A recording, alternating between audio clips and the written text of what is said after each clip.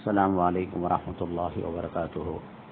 آپ تمام کو رمضان المبارک کے روزے اور اعتکاف اور رمضان کی رونقیں، برکتیں، رحمتیں مبارک ہو۔ اللہ تبارک تعالیٰ بار بار ہماری زندگی میں یہ پیارا وقت لے کر آئے۔ صحابہ کرام رضوان اللہ علیہم اجمعین رمضان کی رخصتی پر ایسا روتے تھے گویا ان کے گھر سے کوئی جنازہ نکل رہا ہو۔ یہاں معاملہ الٹا ہو گیا، گویا رمضان جا رہا ہے اور اپنا دوست شیطان کھل رہا ہے، اس کی خوشیاں منائی جا رہی ہیں۔ رمضان کی رونقیں بول کر اخباروں میں جو چیز نمایاں کی جاتی ہے وہ پہلے یہ کی جاتی تھی کہ اعتکاف کا منظر، علماء کی آمد، بزرگان دین کی مجلسیں اور تراویح کے اندر کلام پاک کا سنانا اور کلام پاک کا دور کرنا، گھروں میں کلام پاک کی تلاوت کا نور کا ہونا، یہ سب چیزوں کو دکھایا جاتا تھا۔ اب کیا دکھایا جا رہا ہے؟ فلاں چیز جو ہے پتھر کی پھال ہے، بالو کا خیمہ ہے، شیطان کی جو ہے آنت ہے، مستقل جو ہے ایک حصہ بن گیا ہے گویا رمضان المبارک کا۔ یہ گناہ کبیرہ ہے۔ ایسے میں وقت ضائع کرنا، قیمتی وقت کو برباد کرنا، اور دوسرا کس طریقے سے کامیڈی اور جو ہے ویوز بڑھانے کے لیے نماز کی توہین، عید کی توہین، روزے کی توہین، سحری اور افطاری کی توہین کیا جا رہا ہے۔ اس میسج کو جو فارورڈ کرے گا، آگے بڑھائے گا، برابر کا وہ گناہ گار ہوگا اور کبیرہ گناہ کا مرتکب ہوگا۔ شریعت کی جو چیزیں ہیں، شاعر اسلام ہیں، اور وَمَن يُعَظِّمْ شَعَائِرَ اللَّهِ فَإِنَّهَا مِن تَقْوَى الْقُلُوبِ، اللہ نے فرمایا یہ جو ہے تقوی کی علامت ہے شاعر اسلام کی قدردانی کرنا، اور یہ بھی بے قدری ہے اس طریقے سے ٹھٹا اور مذاق کرنا۔ اور دوسرا بے پردہ عورتوں کا اس کے اندر شامل ہونا، سحری افطاری کے مناظر دکھاتے وقت، یہ سب گناہ کبیرہ ہیں۔ رمضان جنت پانے کے لیے آیا ہے، جہنم کو واجب کرنے کے لیے نہیں آیا ہے۔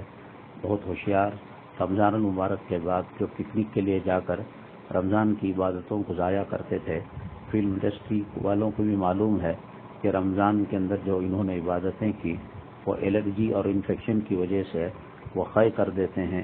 وہ پارکوں میں جاتے ہیں، وہ گھومنے کے اڈوں میں جاتے ہیں، وہ فحاشی کے اڈوں پر جاتے ہیں۔ اب اسی کو مستقل ایک شکل دینے کے لیے، جیسا عمرہ کا زیارت ٹور ہوتا ہے اور حج کا ہوتا ہے، ٹور اینڈ ٹریول والے اس کو عمل میں لاتے ہیں، اجتماعی کیفیت دیتے ہیں، تو ایسے ہی اب رمضان کے بعد جو ہے پکنک کا بھی ایک پیکج شروع ہو گیا ہے۔ یہ ابھی شروعات ہے، ابھی موڑ کچا ہے، ابھی قابو پالیں گے انشاءاللہ آگے اس کی حفاظت ہوگی۔ اب چھوڑ دیں گے اور جو ہے سخت تناور درخت ہو جائے گا، تب فکریں کرنے سے کچھ نہیں ہوگا۔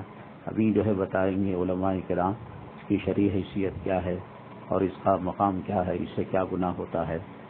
اور فلم انڈسٹری والے بھی انتظار کرتے ہیں کہ مسلمان عید کے بعد کب جو ہے فلم کو دیکھیں گے۔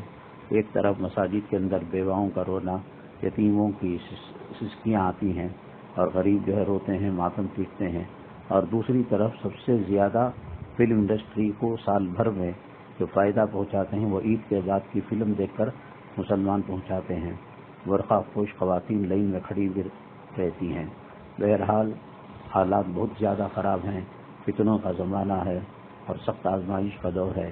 ایسے میں اللہ کو ناراض کر اور اللہ کے مہمان کا دل دکھا کر رمضان مبارک کا کوئی سر نہیں اٹھا سکتا، کوئی عزت کی زندگی نہیں جی سکتا۔ ابھی وقت ہے توبہ کر لیں، باز آ جائیں اور ٹور اور پکنک کا پیکج بنایا ہوا ہے تو اس کو کینسل کر دیں۔ اگر پیسہ نہ آئے کوئی بات نہیں، انشاءاللہ اس کے بدلے اللہ تعالیٰ کروڑوں روپیوں سے حلال کی برکتوں سے آپ کو مالا مال کرے گا۔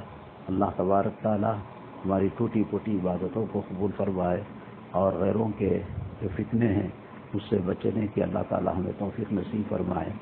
یہ نہ کہنا کہ ہم یوٹیوب کے اندر، جی میل کے اندر اور گوگل کے اندر بیانات کو سنتے ہیں۔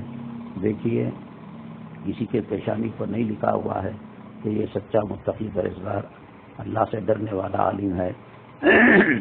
جہاں علماء ربانی حقانی ہیں وہاں علماء شیطانی بھی ہوتے ہیں۔ آپ کیسے تمیز کریں گے کہ صاحب یہ ہمارے حق پرست علماء ہیں، متقی علماء ہیں؟ اب جو ہے انٹیلیجنٹ آرٹیفیشل نکلا گیا ہے، وہ میری صورت ڈال کر، میری شکلیں ڈال کر اور میری آواز میں دوسرا بیان ریکارڈ کرا سکتا ہے۔ سب کچھ ہو رہا ہے، اس لیے علماء کا دامن نہ چھوڑیے، مضبوطی سے پکڑ لیجئے۔ واعتصموا بحبل اللہ جمیعا کا نمونہ بنیے۔ اللہ تبارک تعالی ہمیں تقوی طہارت نصیب فرمائے، رمضان کی جو بقیہ دن ہیں اس کی رحمتوں برکتوں سے مالا مال فرمائے اور گناہوں سے ہماری حفاظت فرمائے۔ آمین یا رب العالمین۔ السلام علیکم ورحمۃ اللہ وبرکاتہ۔